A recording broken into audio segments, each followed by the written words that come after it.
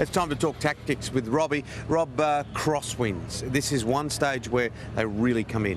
Yeah, they often do. The weather changes so quickly here on the Fleurieu Peninsula, the run into Victor Harbour. The riders are all aware of those changes can happen so quickly, and if the crosswinds spring up, it could split the bunch to pieces. So it's absolutely a nervous stage for everybody. The sprinters want to win the stage. The GC riders and their teams, they want to stay safe. So you'll see the leader of the GC, Richie Porte in this case, his team will just ride in front of him, keep him out of the wind, but be aware at every moment that they could have a crosswind spring up and they could be under attack by other teams.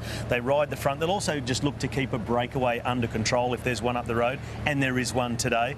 So BMC, they've done this before. They've done it for Rowan Dennis. Today it will be for Richie Porte. So all stage long, they'll be aware it could happen at any moment. That's what makes everybody nervous. There's a real science to it, isn't it? The way that the team works. Yeah, you'll see them fan across the road, so they'll be staggered across the road in that flying formation. If you see the migrating geese and just everybody keeping out of the wind, but eventually you run out of road and the next guy back gets more of that crosswind, and that's what splits the bunch, and that's what they're all worried about. All right, now let's talk about positioning. Let's get down the road a bit towards the end of this stage where it is so important to be in the right spot. We saw your preview where you said if you're not in the top 6 at this point, you're pretty much gone.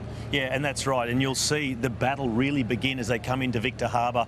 There's a tight turn on the entrance to town, and then you've got around about at 1.1 kilometres to go, and that battle is in that sort of final 2 kilometres, and you'll see the riders getting shoulder to shoulder, squeezing, getting squeezed out of gaps, yelling at each other. It's all about getting in position, because once you hit the final 2 corners at about 650 metres to go, it strings out, it goes single file. So whatever position you go into in that first corner, it's pretty much the position you're going to start the sprint from. So it's imperative you're at the front, and I would say for a good sprinter, no further back than 4th.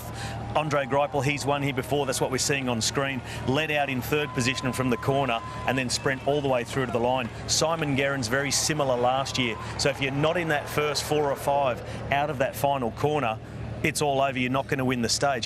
What makes it really difficult too, it's not just about the sprinters trying to win this stage.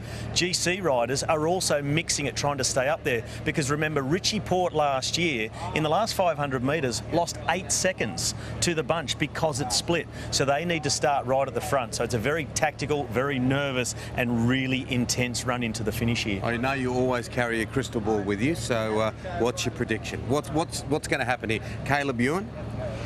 Caleb's the favourite on speed. He's looked really good in the People's Choice Classic and on stage 1 to Lindok. But over the last couple of days, we've all seen the dual world champion Peter Sagan. He worked for his teammate Bennett on stage 1. He led the bunch onto Torrens Hill Road yesterday. I think Peter Sagan's ready for something big. He said this morning, I'm a bit more interested in this one for myself. He said every stage is for Peter Sagan, yes, but I think his engine is ready, and I'm looking for something special. I think he can do it.